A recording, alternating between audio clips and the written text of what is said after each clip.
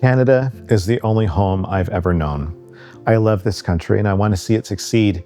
But flag-waving patriotism on July 1st is hard to muster when I know the history we rarely talk about.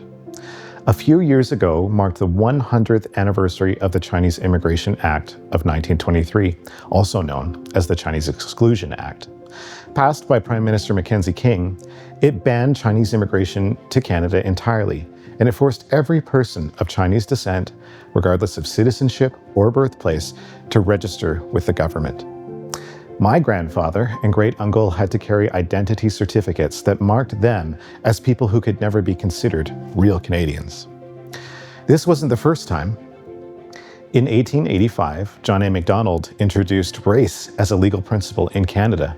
He warned that Chinese voters and people would bring Asiatic principles and said that people like me, mixed race, were like a dog and a fox hybrid, not meant to exist.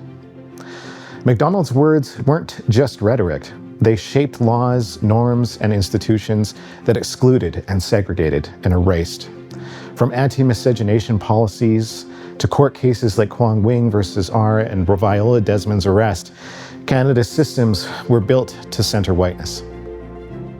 So this Canada Day, and on all Canada Days, I won't be waving a flag. And that too is an act of patriotism, because reckoning with our history, with its terrors and triumphs, is an act of loyalty. It's how we build a better future.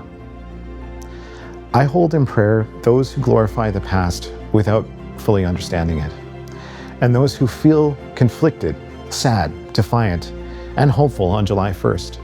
I invite you to reflect on what honest and defiant patriotism means to you. History lives in our textbooks, in our museums, in our libraries, but monuments and street names and statues tell us who society chooses to glorify. Let's choose to learn. Let's choose to listen. And let's choose to build a Canada where everyone belongs.